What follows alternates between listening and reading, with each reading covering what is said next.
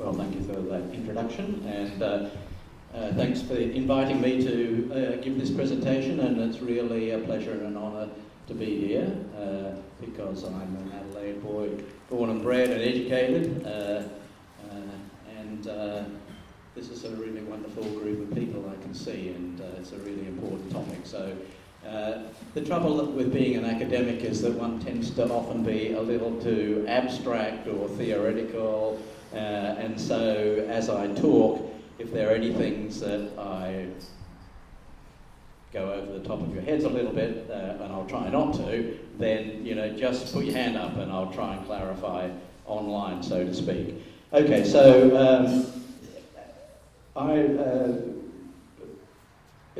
mean, it's fantastic for me to come back to the University of Adelaide, because it means that I'm the person with the greatest longevity, I think, of anybody, you know, because I first went to Adelaide Uni in 1957, so that's almost a lifetime away, and now I'm still there. And very lucky to be working with some very interesting and clever people like Barry Brook and Corey Bradshaw and so on, mainly ecologists, but with a deep interest in climate and climate issues. Okay, so I'll go through this slide presentation and try to explain two aspects. The two aspects of my talk are trying to understand why the climate has changed in the last, and I'll concentrate on the last 100 years or so, and what that might mean for the future. And I'll say a little bit about what we can possibly do to reduce the magnitude of future climate change without delving into the politics. Okay, so... Aha, right. Okay, so let me just start with a brief summary of the things I'm going to cover. I've divided the talk into two parts, as I've already mentioned. I'm going to talk about observed changes in global mean temperature, and I've got information that goes right up to date, you know, to about a month ago. And then the issue is, if we know and understand, if we know what's happened to temperature changes in the past, or climate changes in general in the past, then it's important to understand the causes of those changes, because if we don't understand them, then we're not going to be able to predict what might happen in the future. And our understanding involves developing and using climate models. So if we have a model of the climate system, and then we compare the observations with the model output, then that gives us some confidence in the model and confidence to use that model for making predictions and projections into the future. Two of the important controls on past temperature change are ocean circulation changes, which is the bottom one there, and aerosols. Let me just say what aerosols are. Aerosols are very small particles in the atmosphere, most dominantly droplets of sulfuric acid that is produced by the emissions of sulfur dioxide when we burn, primarily when we burn coal. So when we burn coal, we produce carbon dioxide and sulfur dioxide. The sulfur dioxide combines with water vapor and produces small droplets of sulfuric acid and ammonium sulfate.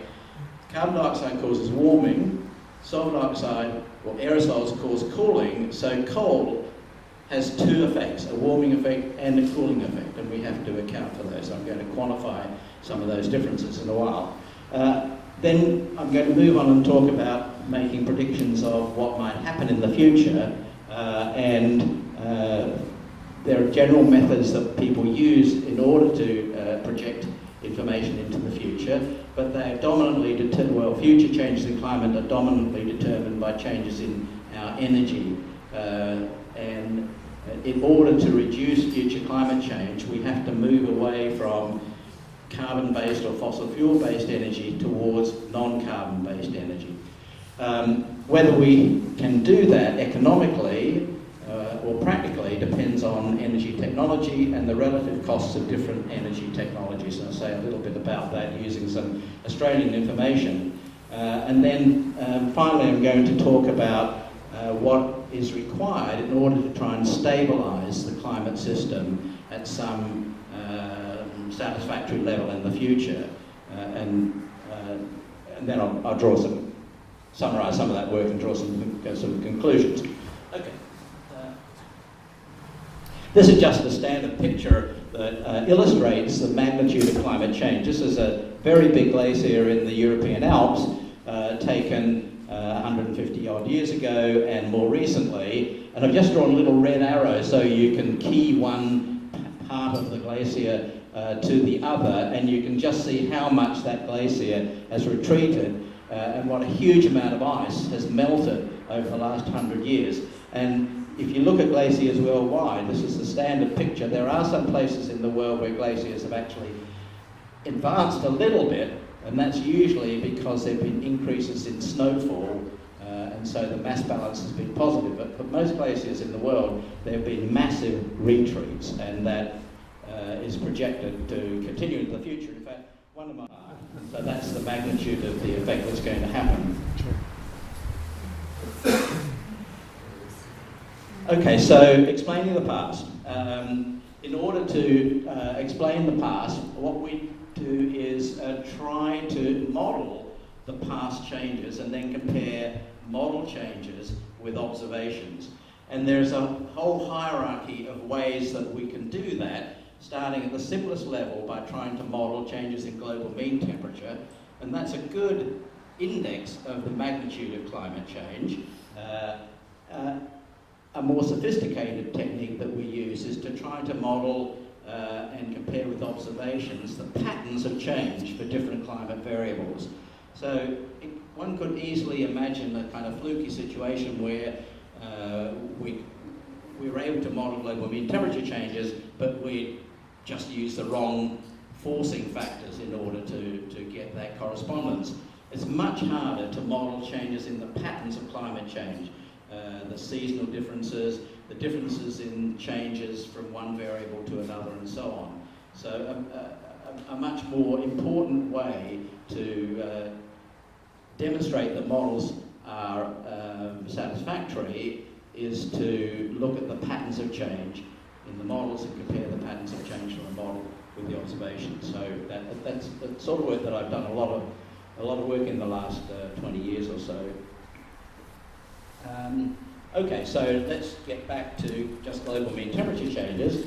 So this is, actually I downloaded this only a couple of days ago, so this is the most recent record of global mean temperature changes from the combined efforts of the Climatic Research Unit and the Hadley Centre for Climate Prediction in the UK.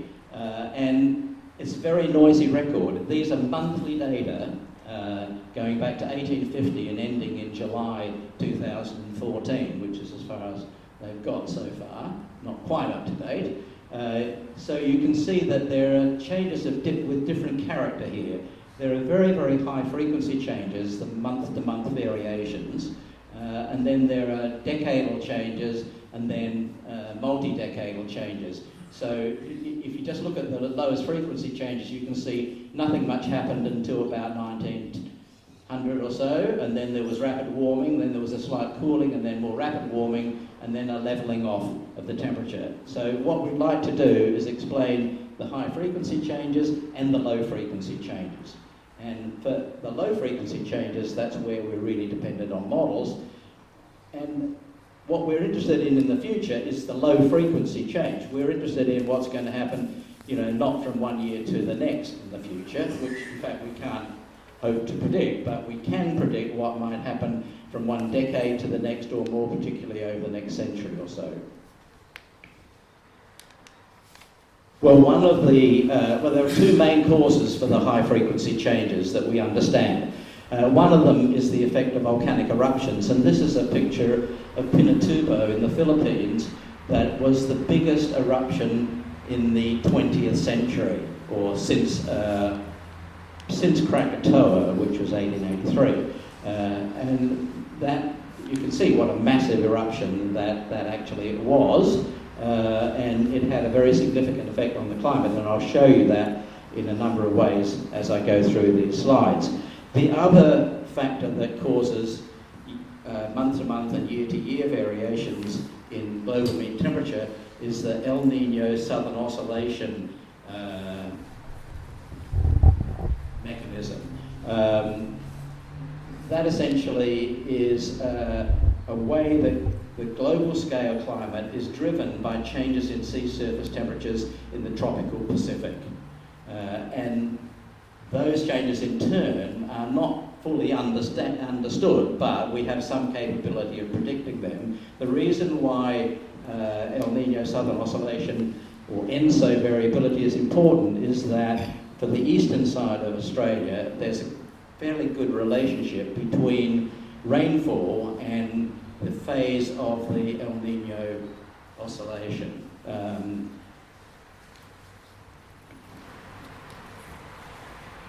So this is the same diagram as before, and I've just put little blue arrows for the three most recent large volcanic eruptions. The first one is Agung in north of Australia. The next one is El Chichon, which is in Mexico, and the last arrow there is Pinatubo in the Philippines.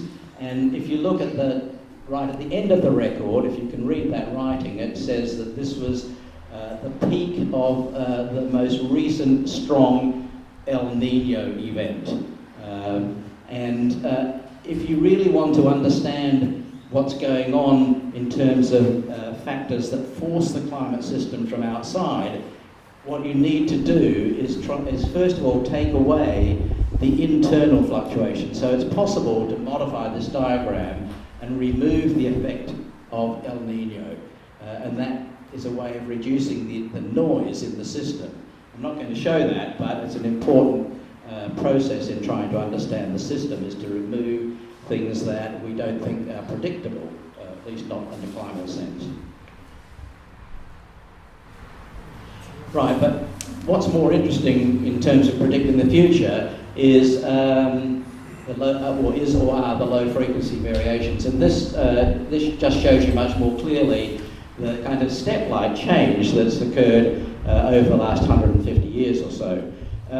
And if you look right at the end, you can see, well, first of all, there's a flattening, or actually a small cooling from about 1940 to 1976, and then at the end there's another levelling off of the temperature. And people who are sceptical about the reality of human-induced climate change have recently pointed to that levelling off and said, oh, the climate models didn't predict that the climate was going to slow down, the warming was going to slow down, therefore the models are wrong. Well, that's a rather one-sided, naive explanation, and I'll give you a better explanation as I go on.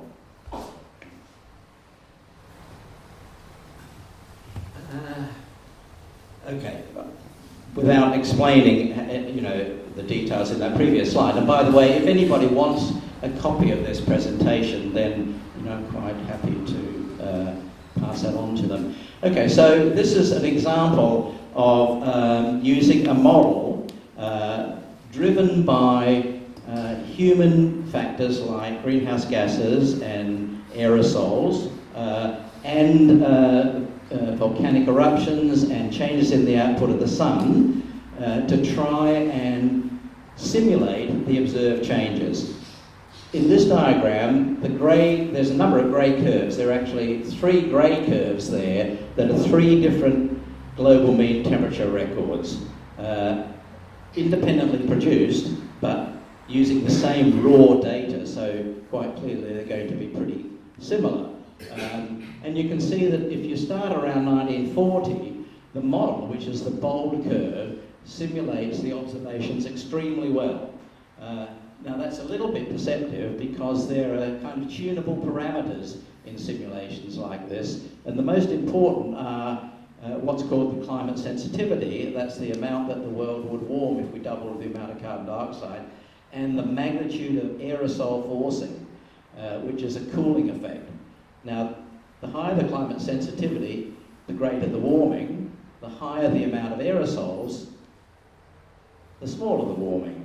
So, as both of those factors are uncertain, we can choose them in conjunction to match the observed curve. So, as I said, there's some flexibility here, but what what I've done is I've just taken the best guesses, or best estimates might be a better word, of those two parameters and all other parameters that we think control the climate system. So if we take the best estimates, then we get this really amazing fit. But there are two areas where the fit's not so good. So one is in the early 20th century, up to about 1940, and then there's a divergence between the model and the observations in the last 10 or 15 years. So we need to try to understand what caused those discrepancies between models and observations. But first let me just look at understanding where there is actually is a good fit. The fit there, you can see that the model is modelling the effects of volcanic eruptions extremely well, and the model shows a levelling off just as the observations do from about 1940, then a rapid increase, and essentially those changes are due to the balancing and partly compensating effects of aerosols and greenhouse gases. So I'll just go a little bit further on with that explanation. So this diagram just shows you how important aerosols are. As I said before, aerosols have a cooling effect. Aerosols are produced by coal combustion. Coal combustion produces carbon dioxide, and that has a warming effect. So they do compensate to some degree. Now, there are there's the observations that I showed in the earlier diagrams. The red curve is what would happen to the temperature changes if we ignored aerosols, and the blue curve is what would happen if we included, in addition, the effect of aerosols. So the difference between the red and the blue curves shows you the magnitude of the aerosol cooling effect. If we zeroed both of those curves back in the year 1900, that would raise the blue curve up a little bit higher, and then you would see that the red curve was about halfway up to the maximum of the blue curve. In other words, half of the potential warming that would arise from greenhouse gases has been offset by these cooling aerosols in the atmosphere. It just shows you how important aerosols have been in understanding past variations. And obviously we have to account for those in making projections of the future. Okay, so that gets us to this point where we can understand the changes from about 1940 or so up to the mid-2000s.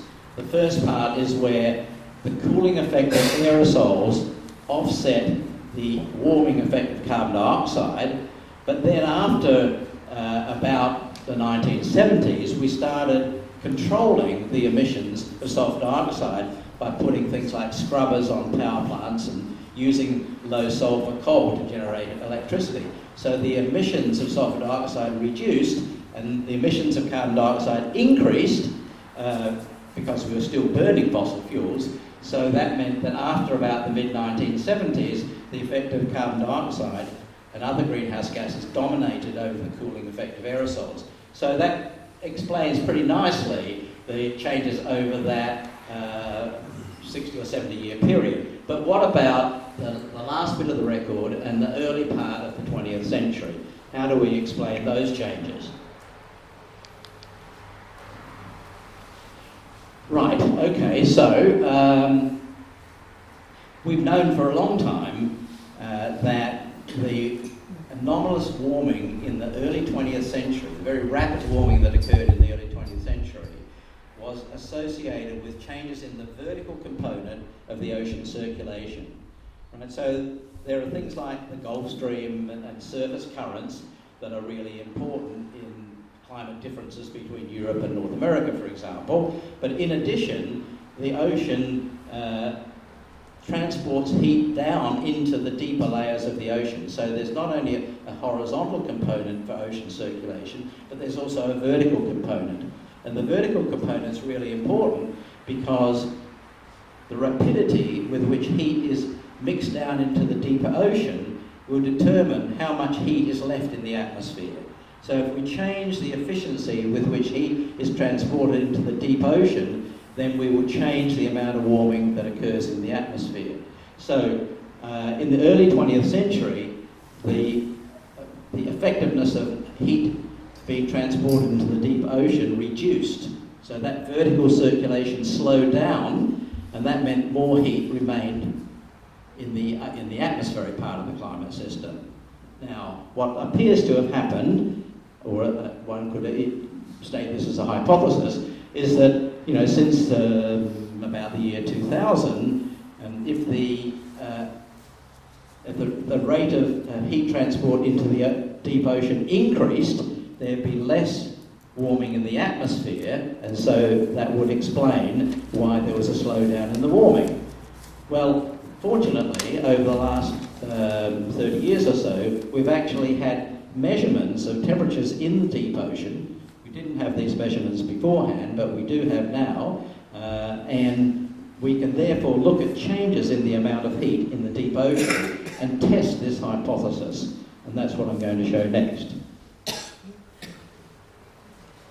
Okay, so this diagram, it has observations of ocean heat content change, both for the top 700 metres of the ocean and for the top 2 kilometres of the ocean, which essentially is the bulk of the ocean where there are heat content changes. Right, so if you look at both of those curves, the black curve is the change in ocean heat content in what could be called the upper ocean, and you can see that has levelled off over the last 10 or so years, and that's exactly parallel to changes in atmospheric temperature. So essentially, these decadal variations in the atmosphere are controlled partly or largely by the heat content changes in the upper layer of the ocean. So the model doesn't show that. A model of simulating those changes is the blue line, and you can see the blue line just continues to go up and up. So according to the model, the changes, there's no slowdown in the rate of change of heat content.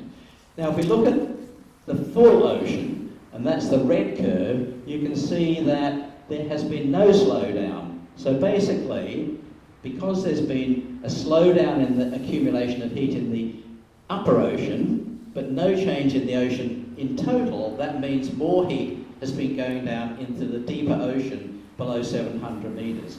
And essentially, the model, which is the light blue curve, simulates that change in the total ocean heat content extremely well. So essentially that proves the hypothesis, but one can still say, well, you know, why doesn't the model show the slowdown? Well, the reason is that these changes in ocean heat content, changes in the vertical ocean circulation, are internally generated changes. They're not changes that are forced from outside the system. They're essentially an aspect of noise in the climate system that we can model with climate models, but each climate model is a bit like a different universe. So climate models will show these characteristic fluctuations, but they won't get the timing right. So essentially, except by a fluke, no model is going to actually simulate that slowdown. It might show similar slowdowns at different times, and indeed models do show that, and they show similar accelerations at other times as well, but they just cannot get the timing right, because the timing is internally controlled rather than externally forced. So essentially, you know, to my mind, this is a very convincing demonstration that we do understand what's been happening in the last 15 to 20 years, and we understand why there was a slowdown in the rate of global warming. And it's not because models are wrong.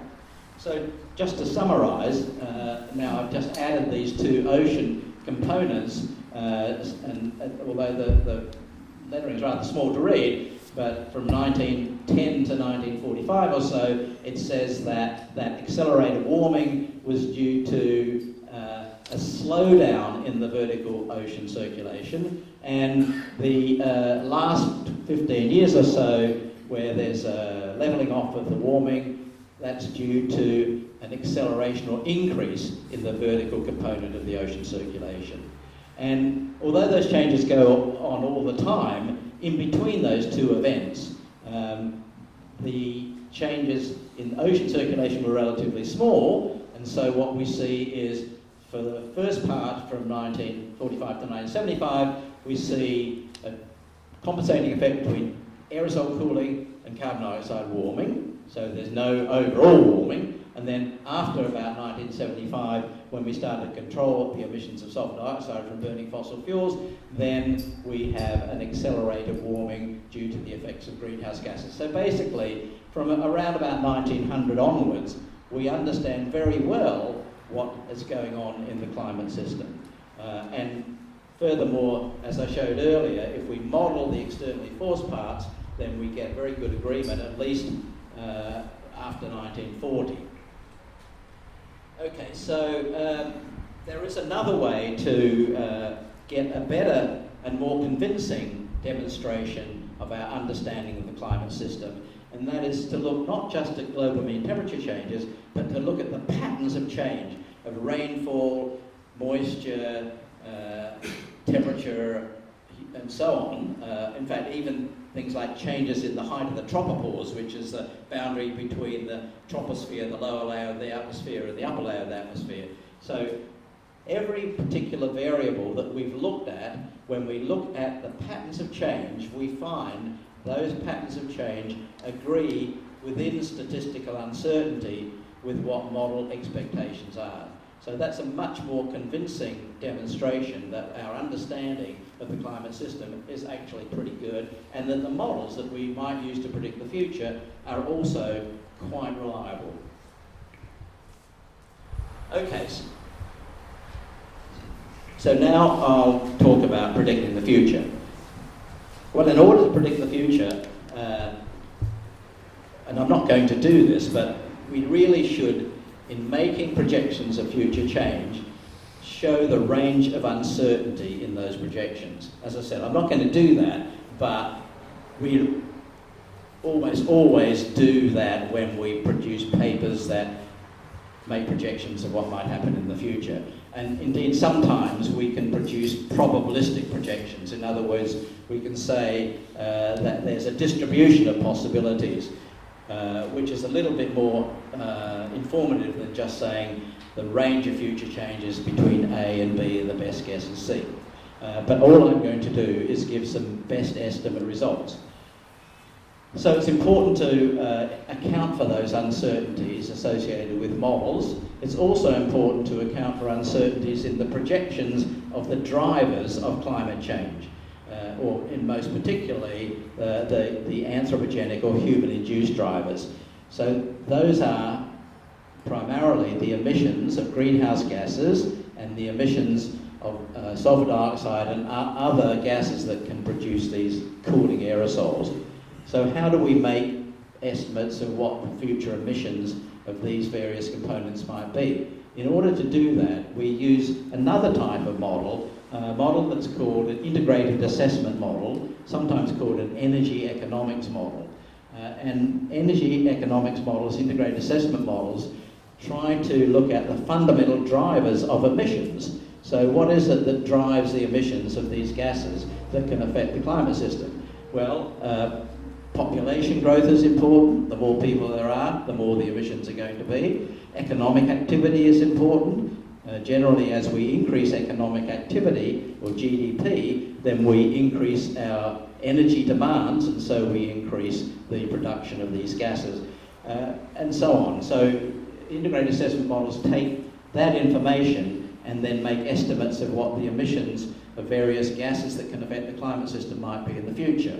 And there are a lot of uncertainties there. I mean, there are uncertainties even in predicting future population change, but there are even more important uncertainties in predicting economic growth.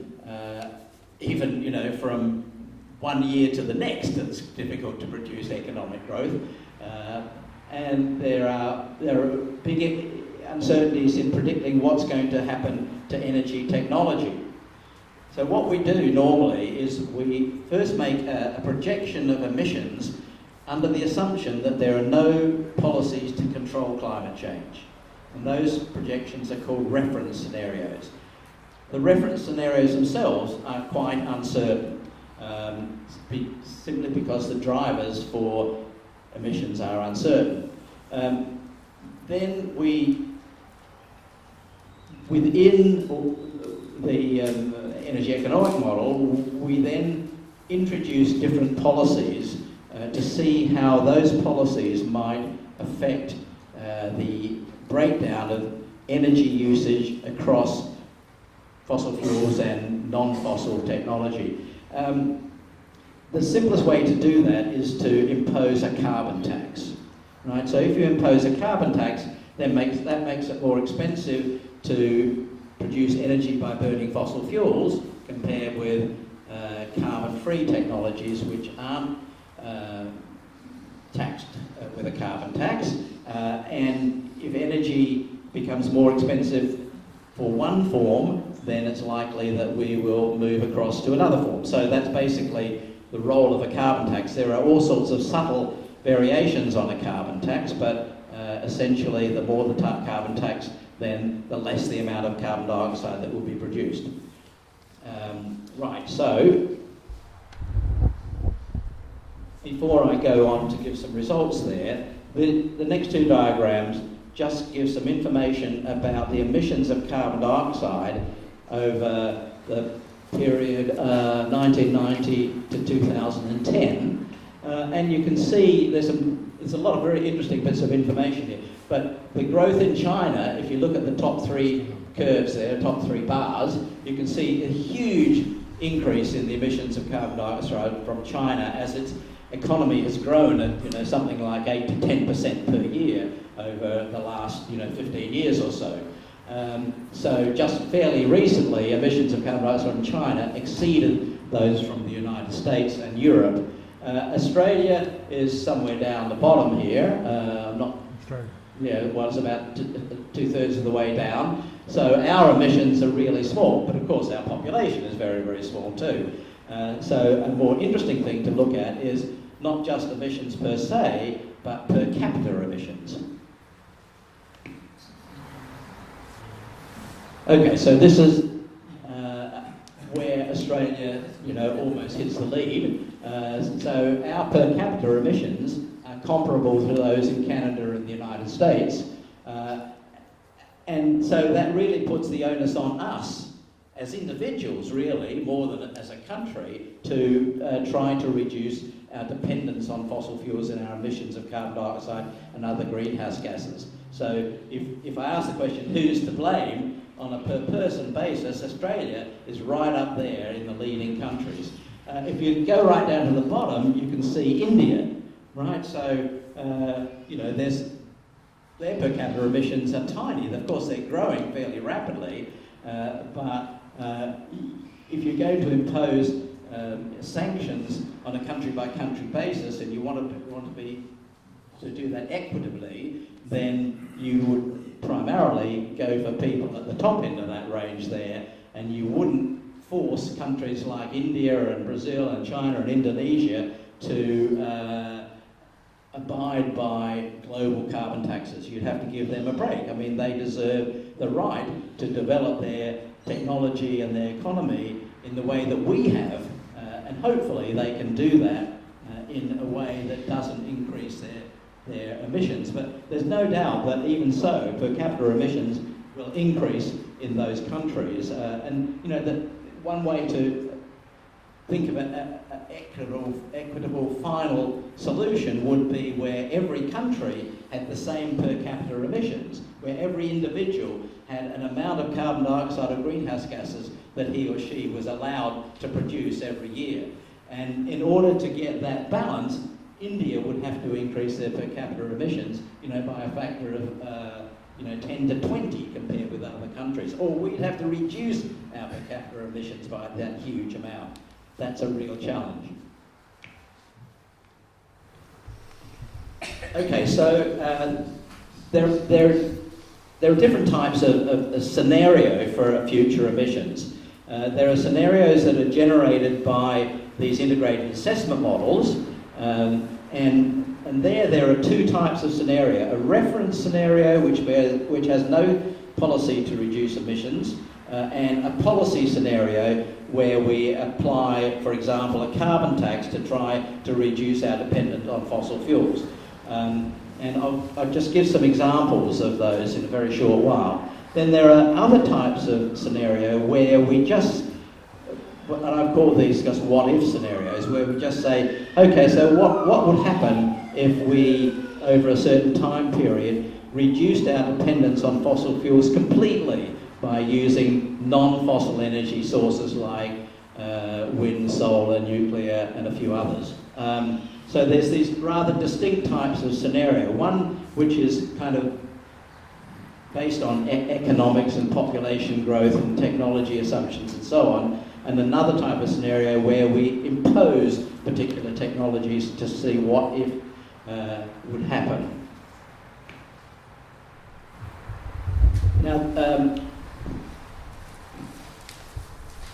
future energy breakdowns will depend largely on the cost of energy. Now this is a diagram, it's rather messy and I'll give a summary of it just shortly, just showing the cost of different types of energy technology. This has been produced in Australia, and the results are for the globe, and they agree fairly well with other estimates of these different costs. The cost here is called, what is that? Oh yes, right. These are costs that account for not just the cost of building a power station, but also the cost of maintaining a power station, the cost of the fuel, the cost of running a power station, and everything else that goes into getting a true estimate of the total cost of energy production by a particular technology. At the red triangle, the red diamonds there are keyed to the right-hand axis, and they're the amount of carbon dioxide produced per unit of energy. So you can see there are a lot of technologies at the right-hand side that produce no carbon dioxide. Okay, so I'm just going to summarize the results for the very low carbon dioxide emitting energy technologies. And I've just put these in order of the least cost of energy production. And these are projections made for the year 2030, so they're not quite the same as what the cost might be today. So they account for improvements in technology over that time period. So the cheapest is wind power, and nuclear is relatively inexpensive, solar PV is relatively expensive, and it turns out that fossil fuels are actually more expensive, particularly, and in these cases, necessarily with carbon capture and sequestration, right? So these are low or no carbon technologies, and that means that if we're burning coal, then we're paying extra money in order to sequester the carbon dioxide, say, deep down in the ground rather than emitting into the atmosphere. So that increases the costs of these technologies.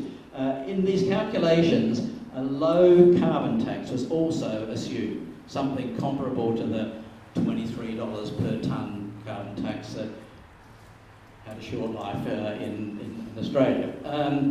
Okay, although it looks like wind and solar are quite good compared with nuclear, in fact, that's rather deceptive, because the trouble with wind and solar is that the wind doesn't blow all the time and the sun doesn't shine all the time, whereas nuclear energy can be produced all the time.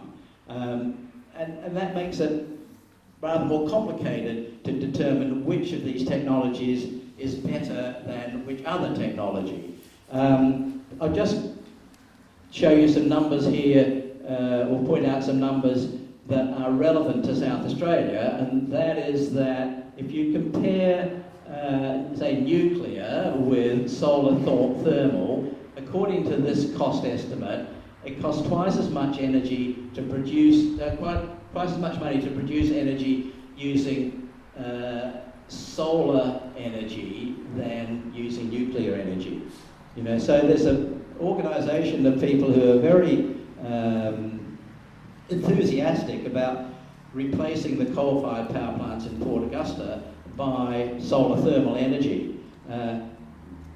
Even these numbers show that that's probably not a very cost-effective way of producing energy.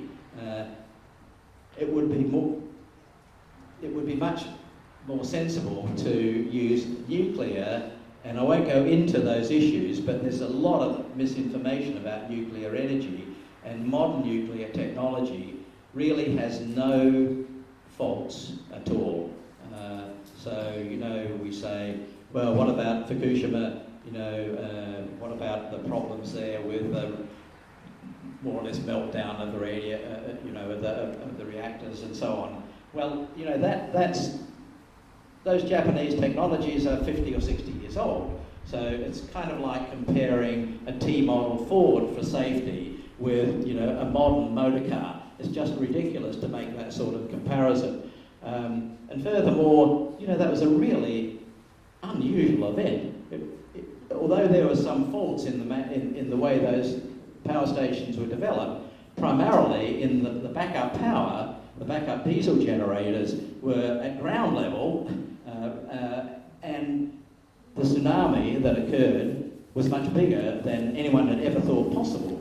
So the water came in over the protecting wall and flooded the diesel generators, and that meant there was no backup power, and so things, you know, got a little hotter and hotter and hotter, and there were some explosions and things like that. Well, you know, a little bit of forethought, as people do nowadays, is they would have put those generators high, where even if they had a tsunami that overtopped the protective barrier, then that power would still have been available, and then there would have been no story whatsoever.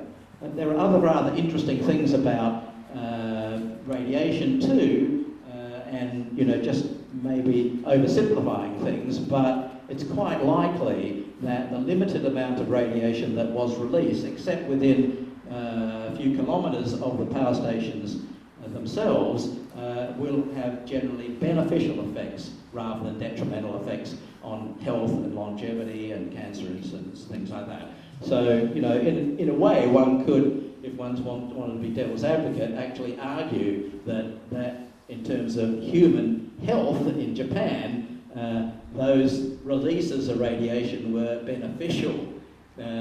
That's a very complicated argument to have to go through, and I'm not going to do so, but it just shows you that, you know, don't always believe what you see on TV about the damage of radiation.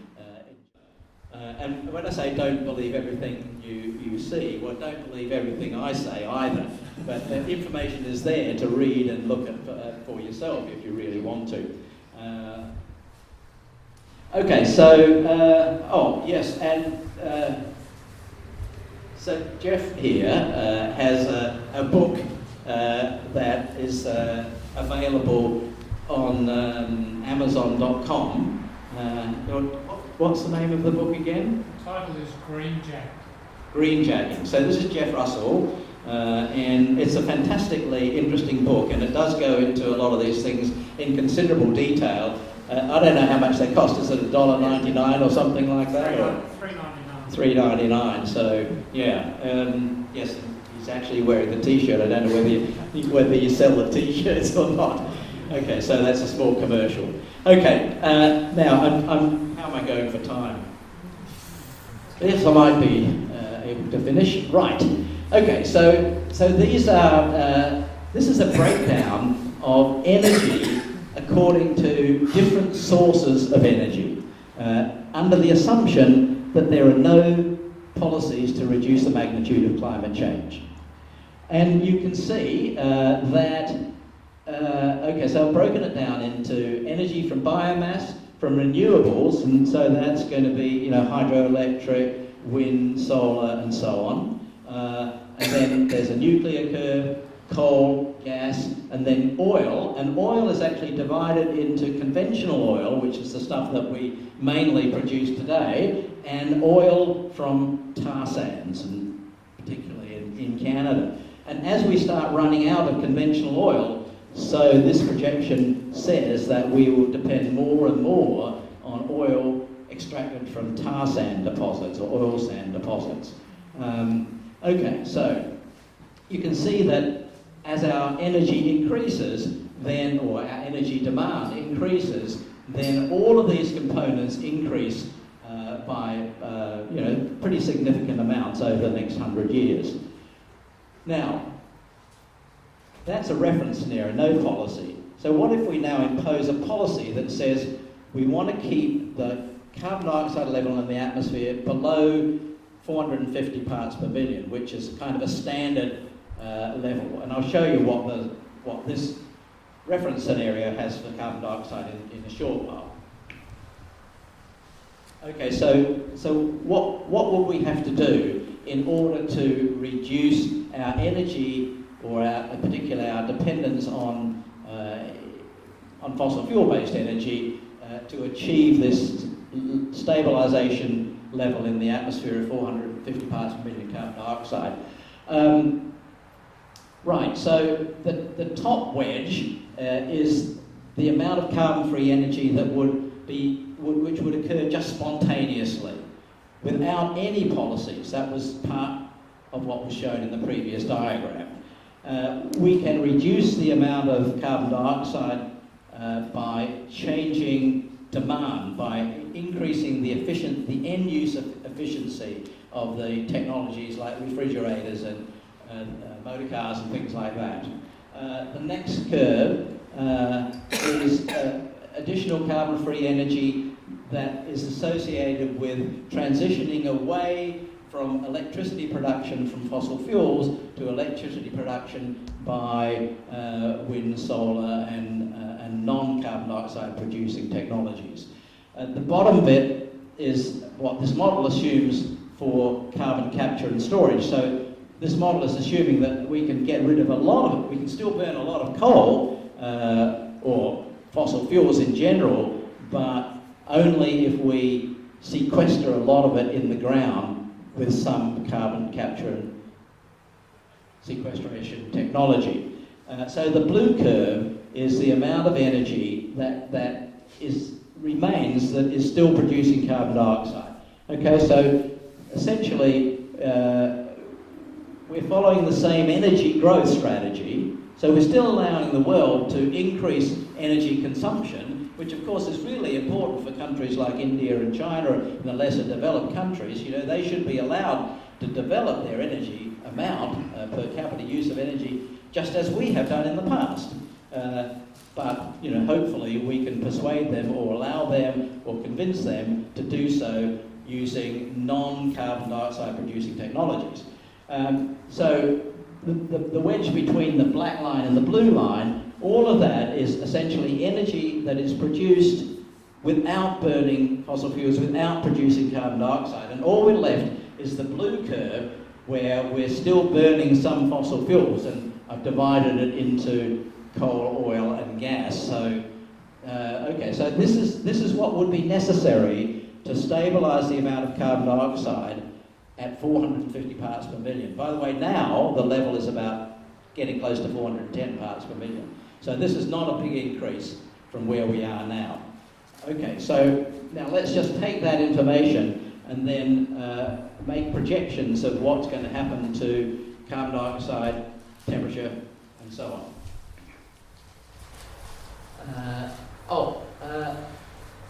Okay.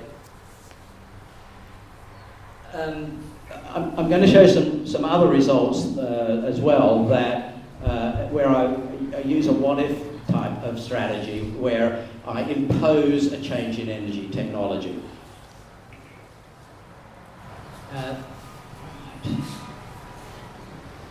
Okay, let me just go back. Right. So this is basically a kind of simpler type of analysis, and the scenarios that I'm considering here are where we remove all coal and oil-based energy production and use gas. Now, some people, particularly in Australia, say that we can, save the planet by removing coal and oil and just using gas to produce energy. So natural gas, or so-called natural gas, not all of it is natural anymore with fracking and things like that, but natural gas produces much less carbon dioxide per unit of energy than coal or oil, particularly compared with coal. So that means if we do transition to gas, then we will reduce the emissions, as you can see from the black to the red curve, of carbon dioxide.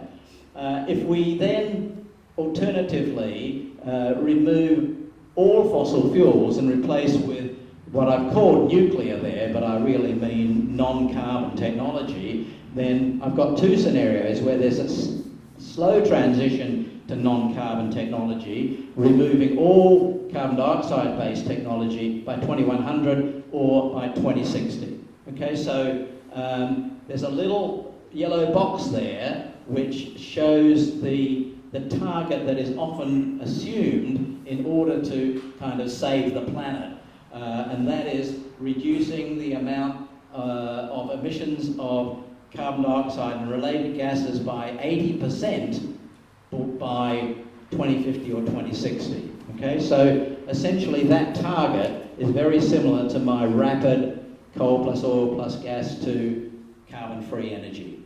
Okay, so now personally I think that's an almost unachievable goal, but nevertheless, it's quite good to have a strong target. But if you make the target too difficult, then people will just say, why bother? And they won't do anything. So there's always a danger of asking too much. Right, so with those particular technology scenarios, you can see that in the no policy case, the carbon dioxide concentration goes up to about 730 parts per million, which would be really bad. If we just go and use gas instead of coal and oil, then we go up to about 630 parts per million. If we have a slow transition to non-fossil based energy technology, then we'll go up to about 500 parts per million. And if we have a rapid transition, which is basically what people would like to do, we will peak out at about 450 parts per million, and then will actually decline a little bit in terms of carbon dioxide concentration. This next diagram just shows the consequent temperature variations that would occur. Now, ironically, when we remove coal as an energy producer, then we reduce the amount of sulfur dioxide emissions. And if we do that, we'll have a warming effect. So removing coal from the system has a warming effect due to the sulfur dioxide and a cooling effect due to the reduced carbon dioxide. And it turns out that the sulfur dioxide effect actually dominates for many decades. So if you look at the black curve, which is the base case here, and the other three curves actually show, and these are three curves that are changing the whole global energy technology, they actually show additional warming because of this reduction in our burning of coal. That's counterintuitive, and furthermore, the sort of thing that could happen is that, skeptics will say, oh boy, you follow this terrible pathway and huge carbon taxes and all that sort of stuff, and what happened? We didn't get any cooling at all. Well, then the scientists have to say, well, we know why, just wait another, 50 years and it'll all work out fine. So essentially, in order to have a warming that never gets above 1 extra degree relative to now, we have to follow that very rapid transition from carbon-based fuels to non-carbon-based fuels. A transition that I think is very, very, very optimistic, and certainly things don't look as though they're going that way at the moment. Now I'm just going to end with 2 more slides showing a bigger range of possibilities. In that previous diagram, then, and all of the previous analyses, 450 parts per million was one of the targets that we were trying to achieve. And the reason why that's important is that if we're able to level off the amount of carbon dioxide at 450 parts per million, the eventual additional warming would be about 2 degrees relative to the pre-industrial level, or 1.2, 1.3 relative to now. Okay? That's amazing. I mean, we're already at 410. A small increase of another 40 parts per million will cause an additional warming of more than 1 degree, an additional warming more than we've already received over the last 100 plus years. And that's because the climate system is like a giant climate steamroller, essentially, and it's got a lot of inertia built into it, so that even if we didn't increase emissions at all, the world would warm by, 6 or 7 tenths of a degree, simply because we've built up the inertia in the climate system, and we have a committed warming that we can't avoid. As we change the amount of the target from 250 parts per million, and the pre-industrial level was 280, so this is less than the pre-industrial level, up to 550, you can see and this projection goes out to the year 2400, by the way, you can see that the temperature that we will eventually stabilise at, varies from a slight cooling to a warming of about 2 degrees relative to the year 2000. Well, if we were at between 350 and 450, that wouldn't be too bad, really. There would be disruptions to the climate system, but they would be relatively small, relatively slow, and we could probably adapt to those sorts of changes. So that's a reasonable target, the 350 to 450 parts per million for carbon dioxide. But temperature is not the whole thing. So the next diagram shows sea level.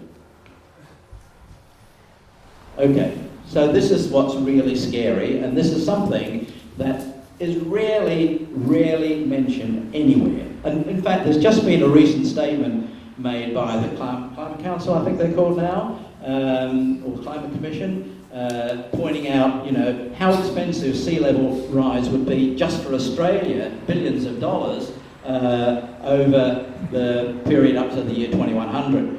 Well, that's missing part of the story. Sea level continues to rise for many, many, many centuries.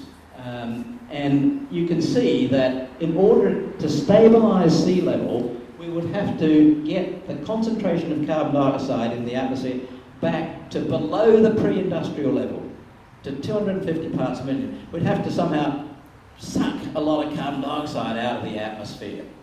And even then, sea level would rise by another 20 centimetres. If we were to choose the 450 parts per million target, then there's no way we could ever avoid a metre or more than a metre of sea level rise. It would take many centuries to happen, but nevertheless, it would happen inevitably. So the real issue, I think, is more sea level rise than climate change per se. Now, that's as far as I'm going to go. If people want the PowerPoint, there's summaries, points, and so on. But the main point is that, the main points I want to make is that we do understand very well what's caused past changes in climate, and models are very good at predicting or post-dicting those changes. In other words, we have quite a lot of confidence in the ability of models to simulate the past and therefore project the future. Still, there are a lot of uncertainties in those projections. They're partly socio-economic uncertainties, they're partly climate model uncertainties. So there's still a range of possibilities, and I haven't really given the full gamut of those possible changes. But in my opinion, even using that target of we want to keep warming below 2 degrees relative to pre-industrial level, which is written into what's called the Copenhagen Accord or something like that. Even that I think would be horrendously difficult to achieve. But that's not the real issue. The real issue is that even if we could do that, sea level would rise for many, thousands of years essentially. And we should be concentrating on that scary scenario more than on the scenarios for climate change per se. So I'm very happy to answer questions and stay around as long as anybody wants to buttonhole me after this talk. So thanks very much for your attention. I hope I haven't been too sketchy or too fast in giving these details, but thank you.